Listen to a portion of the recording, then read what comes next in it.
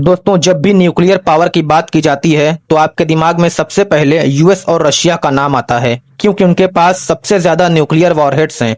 अक्सर लोग सोचते हैं न्यूक्लियर पावर का मतलब सिर्फ वॉरहेड्स की गिनती है। जिसके पास सबसे ज्यादा वॉरहेड्स हैं वो सबसे ऊपर है। लेकिन मॉडर्न जियोपॉलिटिक्स में यह थ्योरी पूरी तरह फेल हो चुकी है। एक ऐसा देश भी है जिसके पास सिर्फ चंद सौ वॉरहेड्स हैं, लेकिन उसकी टेक्नोलॉजी अमेरिका और रशिया जैसे देशों की रातों की नींद उड़ाने के लिए काफी है। इस वीडियो में हम बात करेंगे दुनिया के top 5 most powerful nuclear countries की। हम जानेंगे उनके सीक्रेट बंकर्स, उनकी अंडर वाटर डॉक्ट्रिन और उनकी हिडन टेक्नोलॉजी के बारे में, जिसने पूरी दुनिया को बंधक बना दिया है। तो चलिए शुरू करते हैं। इस लिस्ट में 5वें नंबर पर है फ्रांस। फ्रांस का न्यूक्लियर प्रोग्राम पूरी दुनिया में सबसे यूनिक है। 1960 के दशक में कोल्ड वॉर के दौरान फ्रांस के राष्ट्रपति ने अमेरिका से एक सीधा सवाल पूछा था। अगर सोवियत संघ ने फ्रांस पर हमला किया तो क्या अमेरिका न्यूयॉर्क को दांव पर लगाकर फ्रांस की मदद करेगा? लेकिन अमेरिका के पास इसका कोई जवाब नहीं था। उसी दिन फ्रांस समझ गया कि न्यूक्लियर जियोपॉलिटिक्स में कोई भी किसी का दोस्त नहीं होता। जिसके बाद फ्रांस ने अपना खुद का सिस्टम बनाया जिसे फोर्स दी फ्रैप कहते हैं। आज फ्रांस के पास लगभग 290 न्यूक्लियर वॉरहेड्स हैं। फ्रांस ने जमीन पर मौजूद अपने सभी मिसाइल साइलोज यानी कि जहां मिसाइल को रखा जाता है उसको खत्म कर दिया है। क्यों? क्योंकि फिक्स्ड टारगेट दुश्मन के रडार पर पहले आ जाते हैं। फ्रांस पूरी तरह अपनी ट्रियम्फेंट क्लास न्यूक्लियर सबमरीन पर निर्भर है। ये समंदर के नीचे छिपी होती है जिन्हें ढूंढ पाना लगभग नामुमकिन है। इसकी एक अकेले सबमरीन में लगे M51 बैलिस्टिक मिसाइल के पास इतनी मारक क्षमता होती है कि वो एक साथ 96 अलग अलग शहरों को टारगेट कर सकती है। चौथे नंबर पर है चीन। दशकों तक चीन ने एक पॉलिसी को फॉलो किया, अपनी ताकत छुपाओ और सही वक्त का इंतजार करो। लेकिन पिछले कुछ सालों में पेंटागन की सैटेलाइट तस्वीरों ने पूरी दुनिया को चौंका दिया। चीन के रेगिस्तानों में चुपचाप सैकड़ों नए मिसाइल साइलोज बना रहा है। सिब्री की लेटेस्ट रिपोर्ट के मुताबिक चीन के पास इस समय 500 से ज्यादा ऑपरेशनल न्यूक्लियर वॉरहेड्स हैं और 2030 तक यह आंकड़ा 1000 को पार कर जाएगा। चीन ने आधिकारिक तौर पर न्यूक्लियर ट्राइड यानी कि जमीन, हवा और समंदर से हमला करने की क्षमता को हासिल कर लिया है। इसका सबसे बड़ा हथियार है DF-41। यह एक ऐसी कॉन्टिनेंटल बैलिस्टिक मिसाइल है जो रोड मोबाइल है, यानी कि इसे ट्रकों पर कहीं भी ले जाया जा सकता है। इसकी रेंज 15,000 किलोमीटर है। मतलब चीन में बैठे बैठे अमेरिका या यूरोप के किसी भी शहर को सिर्फ 30 मिनट में टारगेट किया जा सकता है। लेकिन असली खतरा मिसाइल के रेंज नहीं बल्कि चीन की हाइपरसोनिक ग्लिड व्हीकल टेक्नोलॉजी है। ये वेपन्स आवाज की रफ्तार से 5 गुना तेज चलते हैं और हवा में अपना रास्ता बदल सकते हैं। आज के समय में अमेरिका का सबसे advanced missile defence system third भी इस टेक्नोलॉजी के सामने बेअसर साबित हो सकता है, क्योंकि इसे प्रेडिक्ट कर पाना नामुमकिन है।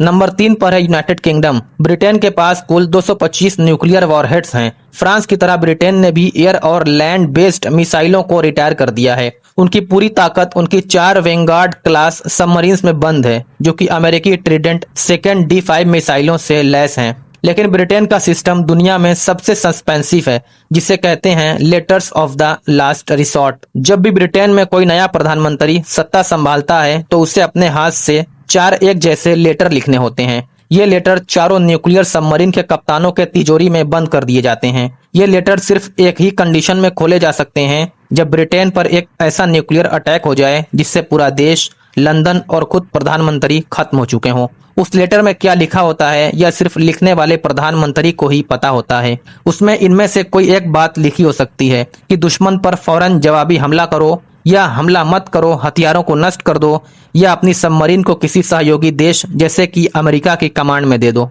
अब हम बात करने वाले हैं उस देश की जिसके पास दुनिया के 85% से ज्यादा न्यूक्लियर वेपन्स मौजूद हैं, और वो है अमेरिका, जो कि नंबर 2 पर है। अमेरिका के पास 5044 न्यूक्लियर वॉरहेड्स हैं, जिसमें से लगभग 1770 इस वक्त हाई अलर्ट पर तैनात हैं। अमेरिका की ताकत उसकी बेहिसाब टेक्नोलॉजी और ग्लोबल प्रेजेंस है। जमीन पर उसके पास 400 Minuteman third intercontinental ballistic missile हैं, जो कि अंडरग्राउंड साइलोज में फिट हैं। हवा में उसके पास B-2 स्पिरिट और दुनिया का सबसे modern B-21 rider stealth bomber है, जो किसी भी देश के रडार को अंधा करके उसके एयर स्पेस में घुस सकता है। समंदर में अमेरिका की ओहियो क्लास सबमरीन्स तैनात हैं। अमेरिका की सिर्फ एक ओहियो क्लास सबमरीन्स 20 मिसाइलें ले जा सकती है और हर मिसाइल में कई वॉरहेड्स होते हैं। अमेरिका अपने न्यूक्लियर इंफ्रास्ट्रक्चर को अपग्रेड करने के लिए हर साल अरबों डॉलर खर्च करता है। उनके पास दुनिया का सबसे advanced early warning satellite network है, जो कि दुनिया के किसी भी कोने से लॉन्च होने वाली मिसाइल को सेकंड में डिटेक्ट कर सकता है। तो फिर अमेरिका नंबर 2 पर क्यों है? क्योंकि एक ऐसा देश भी है जिसने संख्या बल में अमेरिका को भी पीछे छोड़ दिया है। नंबर 1 पर है रूस। दुनिया का सबसे बड़ा न्यूक्लियर वेपन सुपर पावर है रूस। रूस के पास 5580 से भी ज्यादा न्यूक्लियर वॉरहेड्स हैं। उनका मानना है कि अगर दुश्मन का डिफेंस सिस्टम एडवांस है तो हथियार इतना बड़ा और इतना ज्यादा पावरफुल बनाओ कि वो डिफेंस सिस्टम को ही क्रैश कर दे। इसका सबसे बड़ा उदाहरण है RS-28 सरमत, जिसे नाटो देश सैटर्न सेकंड कहते हैं। यह 200 टन की एक super heavy intercontinental ballistic missile है। यह दुनिया की इकलौती ऐसी मिसाइल है जो लिक्विड फ्यूल से चलती है और इसकी रेंज अनलिमिटेड है। यह पृथ्वी के साउथ पोल से होकर अमेरिका पर हमला कर सकती है, जहां अमेरिका का कोई रडार सिस्टम तैनात नहीं है। साइंटिस्ट के मुताबिक सिर्फ एक सैटर्न सेकंड मिसाइल के अंदर इतनी एनर्जी है कि वह फ्रांस या टेक्सास जैसे बड़े भूभाग को पूरी तरह राख में बदल सकती है। इसके अलावा रूस के पास पोजाइडन अंडर वाटर ड्रोन है।